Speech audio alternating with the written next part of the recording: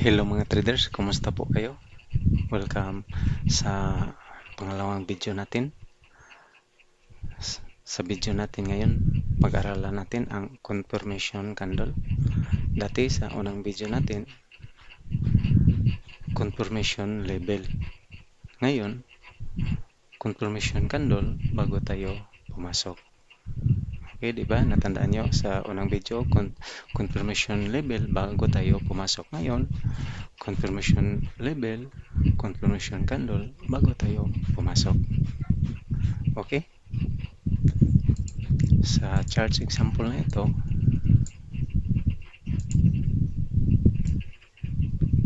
trend line, ang structure niya, higher high, higher low, higher high, higher low, higher high, higher low.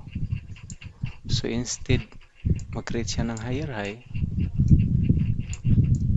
dito pumasok agad ang sellers, nabasag ang level, trend line level. Okay, so pag mabasag ang level, maghintay tayo ng opportunity. Obserbahan muna natin ang galaw ng market. Okay, so pag mabasag ang level dito, siguro dito sa left side, strong level din ito, kaya na basag ang level, may strong level dito. Then pag mabasag ang level, mag-create siya ng trend o momentum, itis niya hanggang dito, or kung hindi, i-retest ang level hanggang dito, or mag-consolidate ang market. Yun lang ang pwedeng mangyari. Kaya obserbahan natin ang reaction, ang galaw ng market. Okay, so tingnan natin ang next candle. Red candle,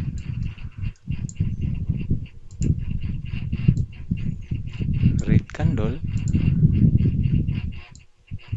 Dito wala tayong opportunity kasi hindi natin alam kung gaano ito kalakas na level. Strong candle ito, pwedeng pumasok ulit ang sellers hanggang dito.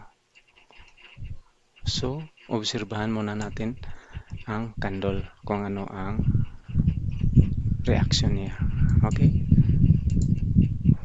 okay, green candle, meaning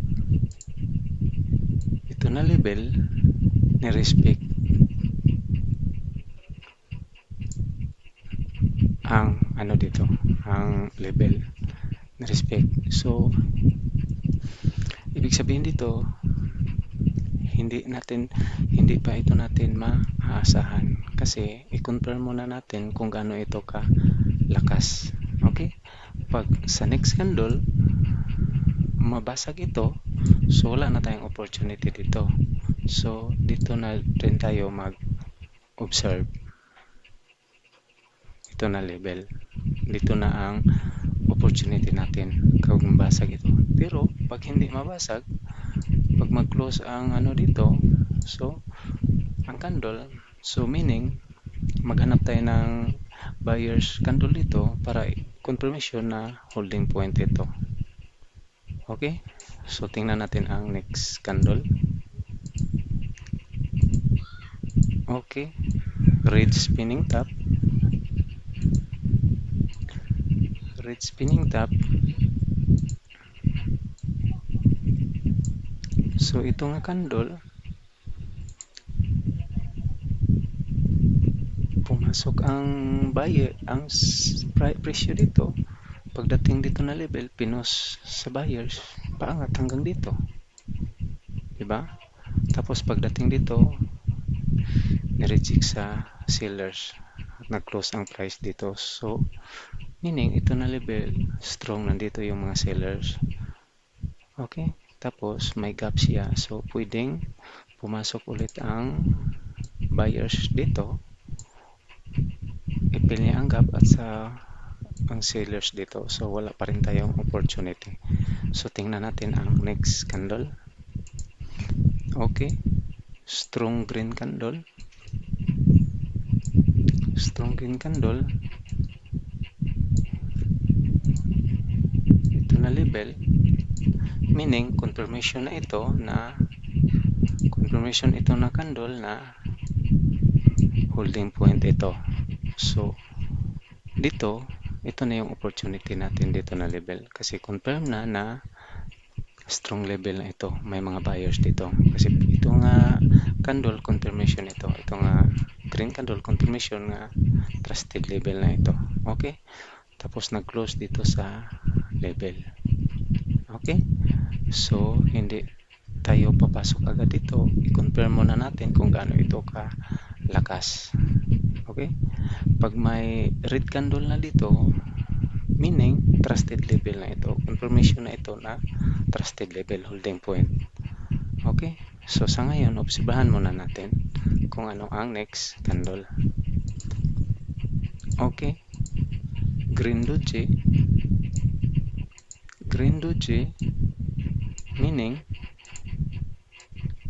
level ito. Meaning, dito na level, walang mga sellers.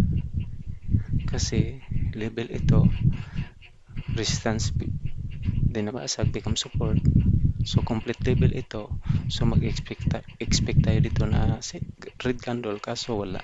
Instead of red, green doji. Meaning, pwede, ito nga candle, pwedeng continuation hanggang dito. Or, ito nga candle, pwedeng sign na ito o signal na interesado na ang mga sellers dito. So, 50-50 ito, wala tayong chances dito. So, hintayin natin ang next candle kung ano. Okay? So, tingnan natin ang next candle. Okay?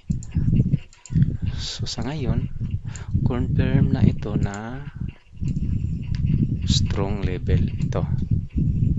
Okay? May mga sellers na. Okay?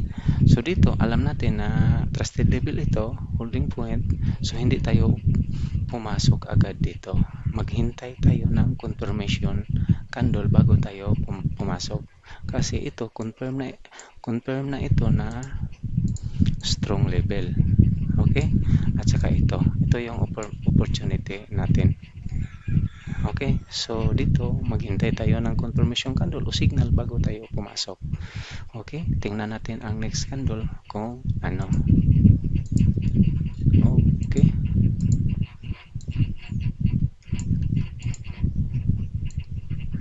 Level. So, meaning, itong candle, confirmation na pumasok ulit ang buyers. Ito yung signal, confirmation signal. Malakas ito na signal pag inverted hammer. Kahit ano pa dito, red candle pa ito. Ito nga signal, strong signal ito. Pag nag-form siya sa level. Okay? So, dito, confident tayong pumasok. Kinonfirm na natin ang level at saka confirm na din ang candle. Okay? So, more chances tayong manalo dito kasi dalawa na ang confirmation natin, level at saka may confirmation tayo sa candle, reversal candle. Okay? Tingnan natin ang next candle. Okay? Green candle. Strong green candle. Nag-close sa level. So, alam na natin holding point ito, strong level. So, maghintay na lang tayo ng confirmation candle o signal kung bibigyan tayo. Kung walang confirmation candle, hindi tayo pumasok. Okay? So, dito, 95 pataas ang winning ratio natin pag maghintay tayo ng confirmation candle bago tayo pumasok. Okay? Tingnan natin ang next candle. spinning top, red spinning top, confirmation candle, di ba? Nasa level, spinning top. So, ngayon, confident tayong pumasok kasi binigyan na tayo ng signal sa market na pumasok tayo. Okay? Confirmation level, strong level, reversal candle, nasa level, seller's area. So, confident tayong pumasok dito. Okay? Tingnan natin. Red candle.